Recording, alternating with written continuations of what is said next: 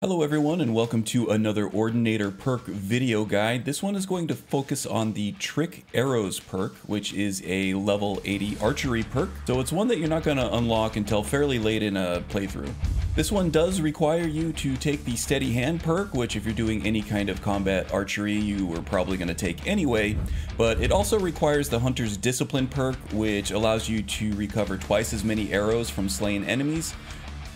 This one's usually a throwaway perk for me because I've never really had an issue with arrow counts before, but in my opinion, since it does unlock the Trick Arrows, which is worth the 2 perks anyway, it makes it worth it. This one basically adds crafting recipes to your smithing menu that allows you to craft these Trick Arrows, which have these powerful elemental explosive effects along with some pretty powerful crowd control utility as well. So let's take a look to see what it actually takes to craft these things.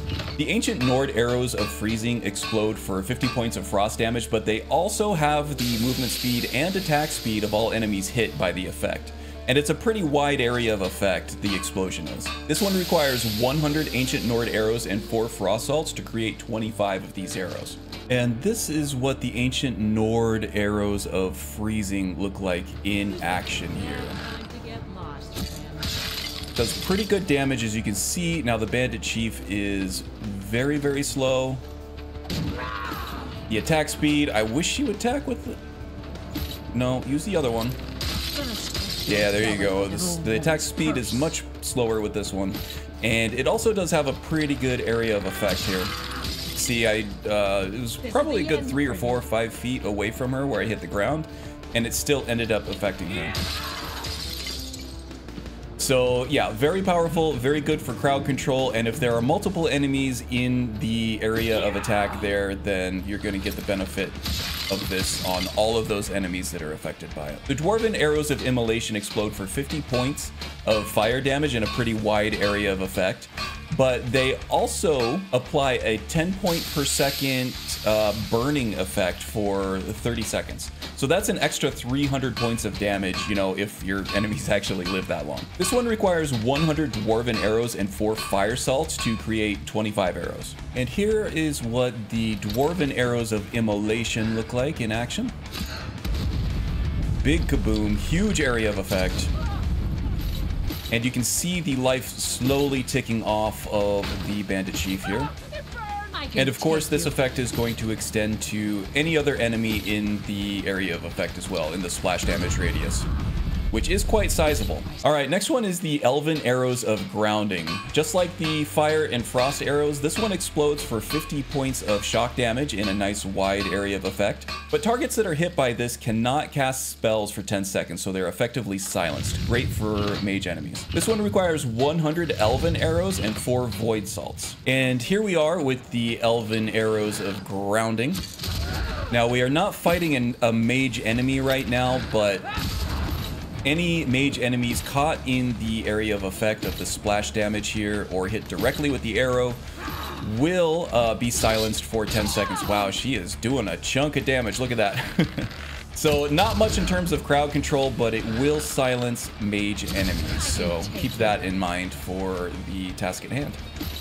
We also have the Ebony Arrows of Death. This one deals an extra 100 magic damage in an area of effect and disintegrates targets who have 350 or less health remaining. This one requires 10 Ebony Arrows and 2 human hearts to create, so make sure that you are collecting those human hearts whenever you see them because they're very rare. Next up are the Ebony Arrows of Death. Now, we don't have a whole lot of crowd control here, but we do get 100 points of damage right from the get-go, and that is on top of the physical damage caused by the bow itself. And as you can see, once we got down to 350 points of health, it totally disintegrated the Bandit Chief into ghostly remains. But, you know, you can still get all of her inventory and everything. It's just, this was all done for dramatic effects for the visuals, right? And one of the more interesting ones are the Glass Arrows of Maze. This one says it renders the target motionless and unaware, but invulnerable for 15 seconds. So this is actually a very powerful crowd control effect. It'll effectively take an enemy out of the game for 15 seconds while you, say, deal with their minions and kind of thin out the battlefield a little bit. This one requires 100 glass arrows and a scroll of Soul Trap to create 25 of these. And those scrolls of Soul Trap are very rare, at least in my experience. You can find them at the court wizards and different spell vendors, but they do show up very rarely. So make sure that you're buying them whenever you see them, because these arrows are very powerful and very fun to use. And if any of these arrows need a demonstration, I think the glass arrows of Maze are probably the top candidate for that. So let's see how this does. Let's let her get a little bit closer here.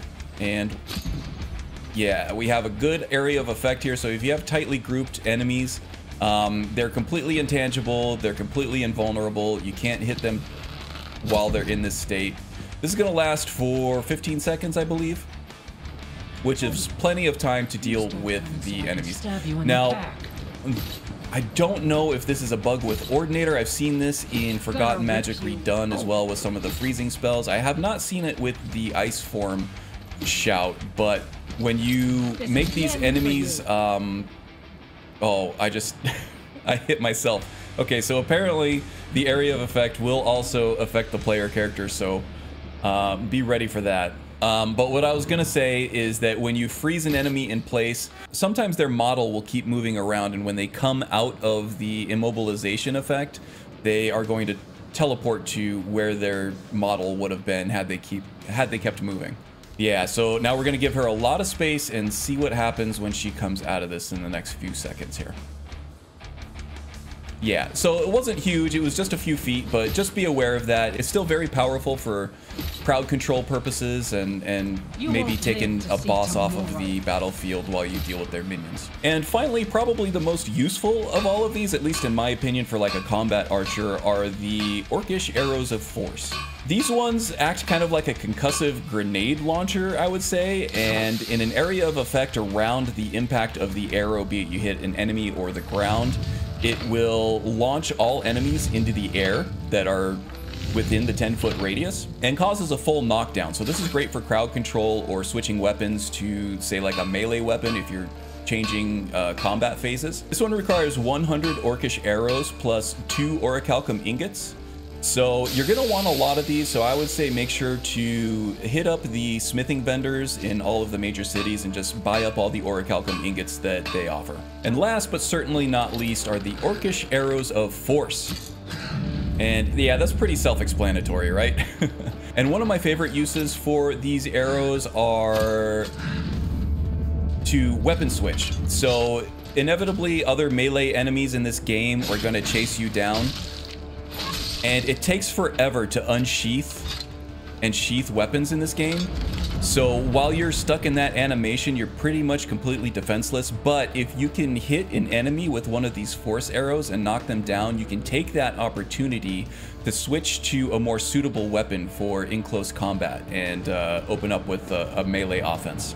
I also wanted to do a quick comparison of these trick arrows versus the Arcane Archer pack creation enchanted arrows. A lot of these overlap in terms of elemental damage and things like that, and especially they overlap in terms of crafting ingredients. But these trick arrows are actually much more powerful than the enchanted arrows that you get from the Arcane Archer pack. First off, they are much stronger in terms of just raw damage output. So if we take a look at these Dwarven Arrows of Immolation, the damage rating on these are 15, which matches the Dwarven Arrows. Actually, they're a little better than the regular Dwarven Arrows.